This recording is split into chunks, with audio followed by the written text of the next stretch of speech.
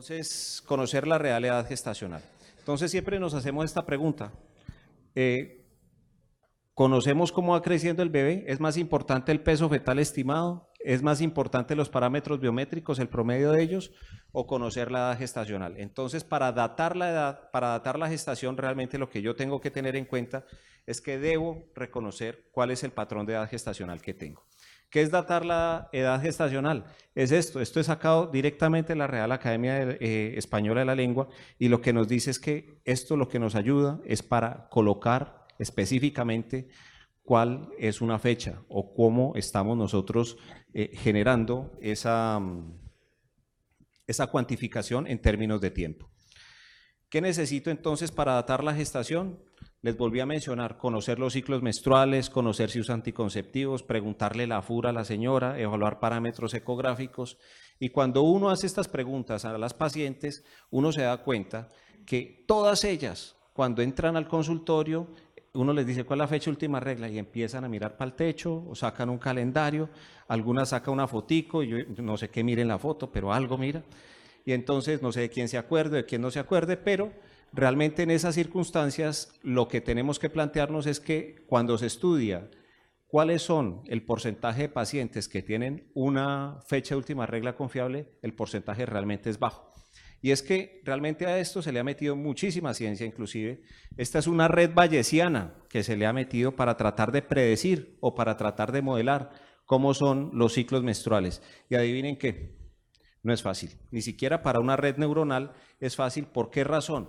Porque entonces cuando colocan todos los ciclos o todas las formas como tienen de presentarse y todos los factores que llegan a afectarnos el periodo, sabemos que es muy difícil poder llegar a concretar un modelo específico que nos llegue a predecir de una manera correcta los ciclos menstruales. Cuando les preguntamos si usan anticonceptivos, más o menos volvemos a la misma pregunta, porque hay muchísimas formas como se está presentando. Y la paciente llega y nos dice, utilizo anticonceptivos una vez, otras veces no, utilizo anticonceptivos hormonales, y entonces ya tenemos pacientes que de una forma nos van a generar una fecha última regla no confiable. Por ende, entonces, confiamos en los parámetros ecográficos, y dentro de los parámetros ecográficos, el más fiable es este, que es la longitud cefalocauda, y con este vamos nosotros a poder definir cuál es el mejor parámetro para decir cuánto tiene realmente de embarazo. Y a partir de aquí, lo que deberíamos hacer nosotros es definir cuál es la fecha probable de parto, porque a partir de esa fecha probable de parto vamos a poder realmente hablar con la paciente en cada momento y en cada consulta de cuál es su real edad gestacional, y a partir de este ir corroborando cómo va el crecimiento del bebé.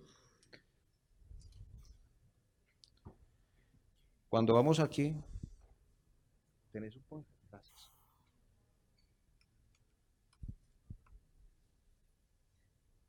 Gracias.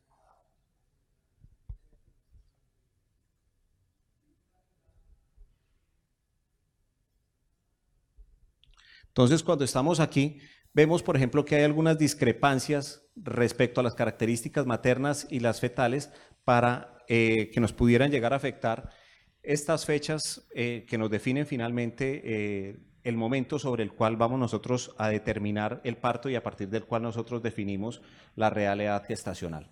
Esto también vuelve más o menos a ser un estudio muy similar, en la cual encuentra una menor tasa de resultados adversos en este, pero basándonos nosotros en ecografía, más no en fecha de última regla. Es por ende que cuando llegamos a este punto, sabemos nosotros que cuando se sacan los días de gestación y se calculan para los pediatras por medio de Capurro o de Valar cuál es la real edad gestacional con el que nacen esos niños, sabemos que el CRL data muchísimo mejor que la fecha de última regla. Entonces, la primera conclusión es que siempre tenemos que datar por ecografía. Si no tenemos una ecografía de primer trimestre, hay algunos otros parámetros con los cuales pudiéramos nosotros llegar a basarnos para encontrar cuál es la edad gestacional entre las 14 y las 24 semanas, es decir, una vez supere el CRL los 84 milímetros, podríamos basarnos en el diámetro biparietal o en el perímetro cefálico. Conclusión, siempre datar por ecografía de manera preferencial, y son los métodos para estimación de la fecha probable de parto. Y cuando vamos a este punto, sabemos nosotros que este es el comité de opinión del Colegio Americano de Obstetras y Ginecólogos, donde nos dice que si tenemos por alguna circunstancia un embarazo que no haya tenido un examen previo antes de las 22 semanas con el cual se pueda establecer muy bien la fecha probable de parto, ese embarazo quedará subóptimamente datado. Es decir, es preferible que tengamos ecografías tempranas con las cuales nosotros podamos identificar muy bien cuál es la real edad gestacional. Cuando ya hemos identificado entonces la edad gestacional, ¿qué vamos a hacer?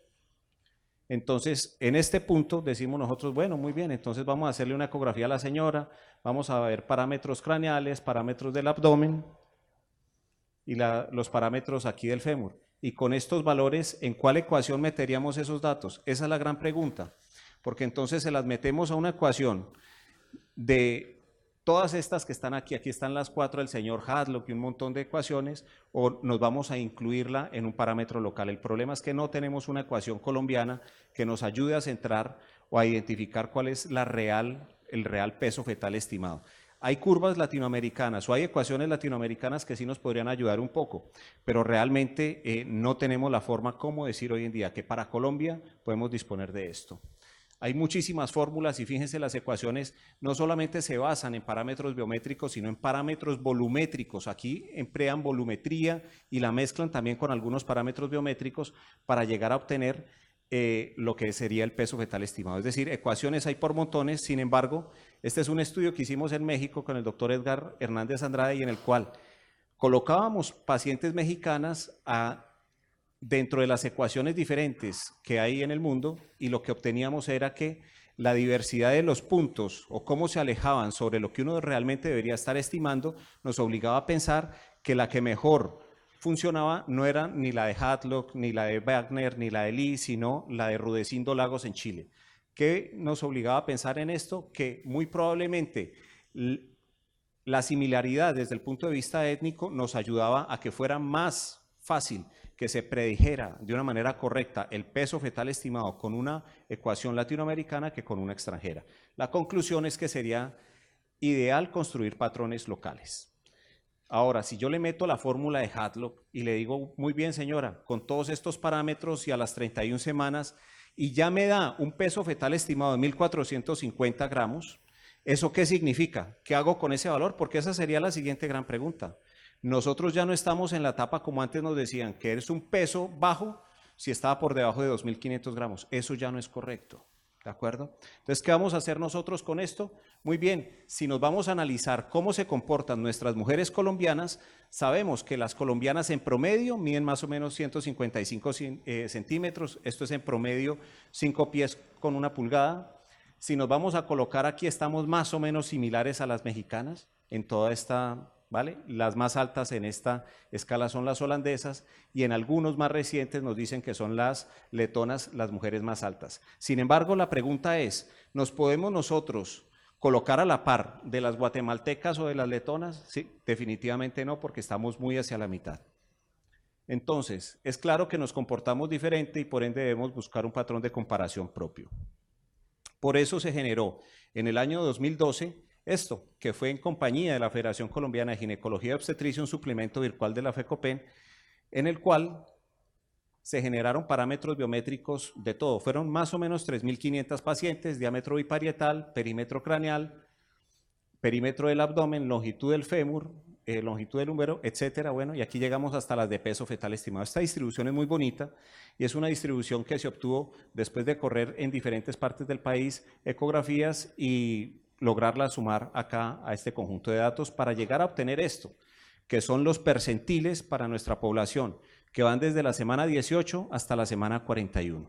Entonces, nuestra paciente que tenía 31 semanas y que tenía un peso de 1.450 gramos, ¿en qué parte queda? ¿La voy a comparar contra parámetros extranjeros o la comparo contra los parámetros colombianos? Lo ideal sería que lo comparáramos contra los parámetros colombianos y si nos vamos a las 31 semanas, los 1.450 gramos va a estar más o menos aquí entre el percentil 10 y el percentil 25. Sin embargo, cuando yo monto estos datos en dos ecuaciones diferentes, sé que de acuerdo a los parámetros colombianos estamos aquí, pero de acuerdo a las tablas de Hadlock estamos por debajo de lo normal. Y si yo comparo esto, no solamente en un parámetro poblacional, sino que le agrego una variable tan básica como el género fetal también nos va a cambiar de una manera muy significativa. Entonces, ¿cuál es el parámetro de referencia que finalmente debería tratar de utilizar? El parámetro local. Hay hoy en día muchas curvas, muchos estándares, patrones de referencia. Este es uno. Este es el de la Organización Mundial de la Salud, que reunió 10 países, de los cuales Latinoamérica quedó incluida con Argentina y con Brasil. Fíjense que midió en unos nichos específicos de edad gestacional, hay algunos en los cuales no está incluida la edad gestacional, y se trazaron curvas tanto para niños como para niñas, y también vino un estudio muy similar que es el Intergrowth, en el cual se corrieron en 8 países, este no fue en 10, y aquí quedamos representados en Brasil. Sin embargo, nosotros vemos que cuando se compara, por ejemplo, el Intergrowth, sabemos que vamos a tener unas tasas de detección más bajas de alteraciones del crecimiento. ¿Por qué razón? Porque no nos podemos comparar en nuestro país o en un país X con un promedio mundial. ¿Por qué razón? Porque no vamos a poder ser comparables, somos muy diferentes unos a otros. Cuando vamos hacia los estándares personalizados de peso, que este es el GROW, este es el Gestational Related Optimal Weight, que esto lo desarrollaron en la Universidad de Birmingham, Jason Gardozzi, lo que nos dice es que cuando mezclan todos los países, la curva que se va trazando es muy similar al peso real al nacimiento y que esta nos puede llegar a identificar de una manera mucho más óptima el peso real del bebé y si está de una manera correcta o incorrecta el crecimiento. Entonces, cuando comparan el GROW contra el Intergrowth, lo que sabemos nosotros es que con los estándares personalizados de peso predicen y estiman de una manera más precisa la tasa de pequeños para la edad gestacional y de grandes para la edad gestacional, que es finalmente los puntos sobre los cuales nos tenemos que concentrar, porque en un bebé que venga creciendo de una manera normal, definitivamente no vamos a tener que establecer un patrón de vigilancia muy específico. Esto es algo muy similar a lo que hemos visto ahorita. Entonces, probablemente los estándares personalizados de peso identifican mejor a los fetos con alteraciones de crecimiento. Sin embargo, surgen dos preguntas. ¿Cuál punto de corte voy a utilizar para definir que está alterado el crecimiento y qué son esos estándares personalizados de peso? Muy bien, esta es una gráfica de Barcelona del profesor Francesc Figueras, en el cual ellos colocan todos los bebés que nacen entre 175 y 300 días. Y en este punto tratan de identificar cómo están estos puntos rojos, que son aquellos bebés que a los 5 minutos tienen una APGAR menor de 7, que es un resultado perinatal adverso muy potente. Y entonces se dan cuenta que con 2 desviaciones estándar, es decir, en el percentil 2.7, tendrían a menos 2 desviaciones estándar, detección de 9 de estos casos sobre 27 si van al percentil 5, 16 de 27 y si van al percentil 10, 19 de 27. ¿Qué pasa si nos vamos al percentil 20? No alcanzamos a detectar todos, pero tendríamos que duplicar los esfuerzos tecnológicos, humanos y recursos de alguna manera económicos para tratar de detectar un número un poquito mayor de estos que van a ser con resultado perinatal adverso. ¿Cuál es la recomendación en base a esto? Que si tomamos en cuenta los resultados perinatales adversos, el percentil 10 sería el más eficaz. En toda esta mesticidad que tenemos nosotros, podemos nosotros realmente decirle a una paciente que ese bebé, con todas sus características clínicas, vamos a poder decirle si ese bebé está creciendo bien o si lo meto en este orden de ideas con las curvas holandesas o con las chinas o con las de los nativos americanos, ¿con cuál de estas voy a medir a este paciente? Tiene que existir algo totalmente personalizado para él. Es por ende que nosotros sabemos que esta paciente, que nos ha llegado muchísimos a nuestras consultas, una paciente colombiana, si nosotros logramos diferenciar peso materno, talla materna, grupo étnico, género y paridad, vamos a tener una potencialidad de alterar ese peso más o menos entre un 25 y un 30%. ¿Qué significa esto? Que todas estas mujeres colombianas que estamos viendo aquí, todas ellas deberían tener un parámetro específico para poder llegar a ser medidas y no ser medidas con una sola, con un solo patrón y que además de ese patrón fuera extranjero. Esta vive en el extranjero, pero es colombiana, no importa. Estas 3 son colombianitas, se están tocando las barriguitas, las 3 viven en San Andrés y estas 3 señoras que viven en San Andrés, a pesar de estar al mismo nivel sobre el mar, ¿listo?, no las podemos medir. A pertenecer al mismo grupo étnico no las podemos medir con el mismo rasero. Porque yo no le puedo pedir a ella que vaya a tener el mismo bebé o del mismo tamaño que la señora de acá o que la señora de acá. ¿Qué significa eso? Que esto realmente nos debe importar. Y es por eso que estos estándares personalizados de peso nos han hablado más o menos de esto. ¿Qué nos dicen? que el estándar personalizado de peso define mejor el pequeño para la edad gestacional y por ende mejora la predicción del resultado perinatal adverso. ¿Por qué razón? Porque si yo identifico al pequeño, me voy a centrar en generar un esquema de vigilancia específico para ese bebé que me permita establecer en qué momento tengo que sacarlo. Al fin y al cabo, ¿cuál es el manejo de un bebé con restricción de crecimiento intrauterino? La optimización del momento del parto. Si vamos con esto es en Lancet, en el 2011 nos hablaban más o menos de lo mismo y que no solamente predice la morbilidad, sino también la mortalidad. Y la recomendación entonces es que el uso de estándares personalizados mejora la predicción de un recién nacido con bajo peso al nacer y de un resultado perinatal adverso. Entonces, muy bien, ya tenemos todos aquellos que están por debajo del percentil 10. En este punto, sabemos que más o menos el 5% son restricciones anormales, es decir, restricciones que son secundarias, alteraciones cromosómicas, defectos estructurales, alteraciones génicas o toxicomanías, por decirlo de alguna otra manera, infecciones. Y esto siempre va a quedarse aquí en el 5%. Antes del 2014 sabíamos nosotros que este era cómo se dividía. ¿Y cómo consideramos a la restricción? Como aquella que tenía un peso fetal estimado por debajo del percentil 10 y que además de eso tenía la arteria umbilical patológica. Sin embargo, sabemos nosotros que hoy en día vamos al consultorio y que le evaluamos todo esto. Y esta es una tarea que salió desde el 2013 hacia el 2014 en el grupo de Barcelona, en el cual decían que todos estos bebés tenían restricción de crecimiento intrauterino y que se generaba un pico más o menos hacia las 32 semanas, identificando muy bien en el momento en el cual íbamos a diferenciar los tempranos de los tardíos. ¿Por qué vamos por este punto? Porque también en esto vamos a identificar cómo está la mortalidad de la asociación de preeclampsia y de resultado perinatal adverso, que es más o menos 3 veces todo esto superior en el grupo de las restricciones tempranas versus las restricciones tardías. Entonces, 32 semanas refleja una mejor asociación con una pobre placentación y cuando comparaban solamente con arteria uterina, arteria umbilical patológica, teníamos que este era el grupo de restricciones. Sin embargo, cuando colocaban cualquiera de estos datos, ratio cerebroplacentario, arteria uterina o un peso fetal estimado por debajo del percentil 3, todos estos se convertían en bebés con restricción de crecimiento intrauterino. ¿A qué llevó eso? A que el diagnóstico de restricción no solamente se basara en base a la arteria umbilical, sino a la cerebral media, uterina, peso fetal estimado por debajo del percentil 3 y con el ratio cerebroplacentario. Y de tener esto, pasábamos nosotros a tener algunas otras cosas,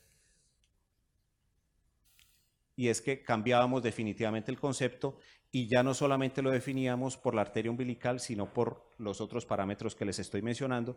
Y aquí tenemos más o menos un 65-70% de bebés con restricción de crecimiento intrauterino cuando están por debajo del percentil 10. Con todo esto, ¿a qué quiero llegar? A que para identificar un grupo de bebés que tengamos nosotros con restricción de crecimiento intrauterino, hoy en día, a nivel del consenso que tenemos colombiano de restricción de crecimiento, lo vamos a identificar con esto, con un peso fetal estimado por debajo del percentil 10, con un Doppler anormal, o que tuviera un peso fetal estimado por debajo del percentil 3. Hay otro parámetro que queremos incluir, y es que tuviera un perímetro del abdomen por debajo del percentil 2.5, o que se generara una disminución en la velocidad del crecimiento en 2 cuartiles con una diferencia de 4 semanas. Cuando tenemos esto, vamos a identificar al feto con restricción de crecimiento intrauterino. Aquí tendríamos que hacer la salvedad de diferenciar si tiene una causa extrínseca o un defecto primario, que sería una restricción anormal, o si se trata de un bebé con un Doppler anormal, vamos a diferenciarlo en pequeños para la edad gestacional y en restricción del crecimiento intrauterino. ¿Y cuál es la forma como estamos nosotros diferenciándolos? En un grupo inicial confinada a la placenta, en la cual tendría una finalización a las 37 semanas, una hipoxia compensada, finalización alrededor de las 34 semanas, hipoxia descompensada alrededor de las 30 y lesión en cualquier momento. Eso es más o menos lo que tenemos entonces nosotros para poder llegar a tener todos los parámetros para identificar un feto con restricción de crecimiento intrauterino. Muchísimas gracias. Bueno, muchas gracias, doctor Benavides, por su excelente conferencia.